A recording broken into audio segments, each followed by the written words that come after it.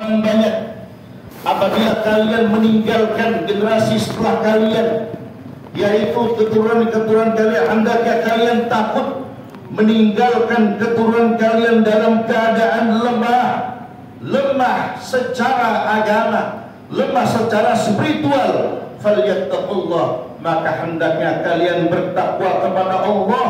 Wal yaqulu qawlan sadida, dan hendaknya kalian berkata kepada anak kalian, kepada keturunan kalian dengan perkataan yang benar. Hadirin sidang Jumat yang dirahmati oleh Allah Subhanahu wa taala, kita selaku orang tua jangan sampai kita tidak menegur anak kita ketika mereka melalaikan kewajiban seperti ta'lim, seperti belajar mengaji kepada guru-guru. Terutama juga ketika datang sholat 5 waktu, perintahkan mereka untuk mengerjakan hal tersebut, karena ini akan menjadi keberkahan untuk kita semua selaku orang tua dan anak kita, insya Allah sebagai wasilah kita semua untuk menghantarkan kita ke hadirat Allah Subhanahu wa taala dengan memasuki surga Jannatun Naim. Hadirin kaum muslimin yang dirahmati oleh Allah Subhanahu wa taala, juga di lain pihak jangan kita merasa tentram dengan meninggalkan harta saja kepada anak kita. Kita harus merasa tentram bila anak kita sudah mewarisi ilmu, sudah menjadi orang yang alim. Jangan kita berkata, ma ta'kuluna min ba'di, wahai anakku, setelah aku meninggal apa yang kau makan? Kau tinggal di tempat mana? Tapi perhatikanlah kaul atau perkataan para anbiya, para orang-orang saleh terdahulu. Mereka mengatakan, ma ta'buduna min ba'di, wahai anakku, wahai keturunanku, setelah aku meninggal siapakah yang engkau sembah? Apakah kau tetap menyembah Allah? Apakah kau tetap taat kepada Allah dan Rasulnya? Hadirin kaum muslimin yang dirahmati oleh Allah Subhanahu wa taala, dalam hadis dari Rasulullah sallallahu alaihi wasallam juga mengajarkan, apabila ada anak kita yang sudah berusia 7 tahun, maka hendaknya kita sudah memerintahkan mereka untuk melaksanakan ibadah sholat. Karena ibadah sholat berat rasanya kalau tidak dimulai dari usia 7 tahun.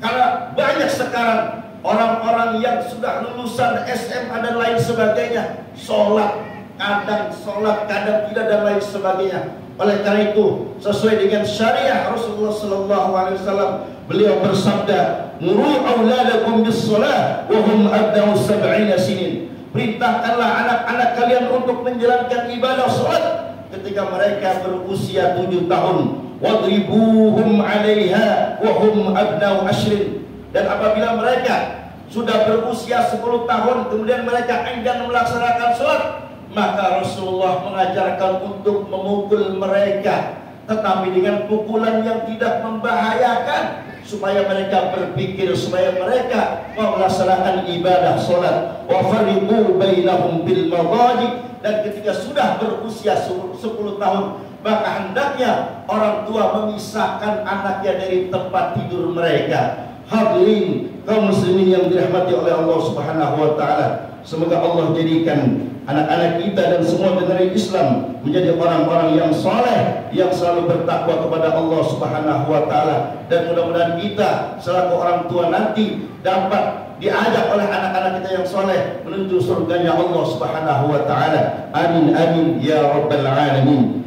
A'udzu billahi minasyaitonir rajim. Qul ya ayyuhan nas qad ja'akumul haqqu min rabbikum فمن اهتدى فإنما يهتدي لنفسه ومن ضل فإنما يضل عليها وما أنا عليكم بوكيل.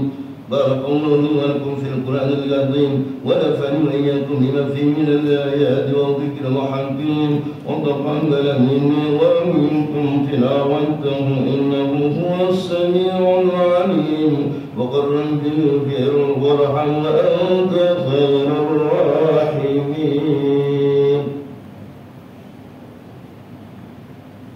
اللهم صل على سيدنا محمد وعلى آل سيدنا محمد.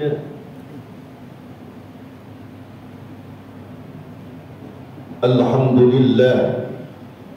لله الذي وفقنا لأداء أفضل العبادات وأوقفنا على كيفية اكتساب أكمل السعادة.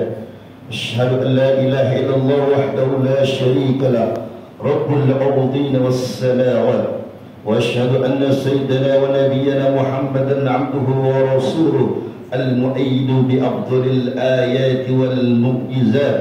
اللهم صل وسلم وبارك على سيدنا محمد وعلى آله وصحبه بحسب تعاقب الأوقات والساعات. أما بعد فيا عباد الله اتقوا الله حق تقاته ولا تموتن إلا وأنتم مسلمون، واعلموا أن الله صلى على نبيه قديما فقال تعالى إن الله وملائكته يصلون على النبي يا أيها الذين آمنوا صلوا عليه وسلموا تسليما. اللهم صل على سيدنا محمد وعلى آله وصحبه أجمعين وعلى أربعة خلفاء الراشدين أبي بكر وعمر وعثمان وعلي وعلى التابعين والتابعين لهم بإحسان إلى يوم الدين. اللهم اغفر للمؤمنين والمؤمنات والمسلمين والمسلمات الأحياء منهم والأموات. اللهم ادفع عنا الغلاء والبلاء والفحشاء والمنكر والقحط والوباء والسيوف المختلفة والشدائد والأمراض والمحن والفتن ما ظهر منها وما بطن من بلدنا إندونيسيا هذا ومن بلد فلسطين ومن بلدان المسلمين أجمعين عامة إنك على كل شيء قدير. ربنا اغفر لنا ولإخواننا الذين سبقونا بالإيمان ولا تجعل في قلوبنا غلا للذين آمنوا ربنا إنك رؤوف رحيم. ربنا آتنا في الدنيا حسنة وفي الآخرة حسنة وقنا عذاب النار. عباد الله إن الله يأمركم بالعدل والإحسان وإيتاء ذي القربى وينهى عن الفحشاء والمنكر والبغي يعظكم لعلكم تذكرون. فاذكروا الله العظيم يذكركم واشكروه على نعمه يزدكم واسألوه من فضله يعطكم ولذكر الله أكبر. أقيم الصلاة. الله أكبر الله أكبر أشهد أن لا إله إلا الله أشهد أن محمدا رسول الله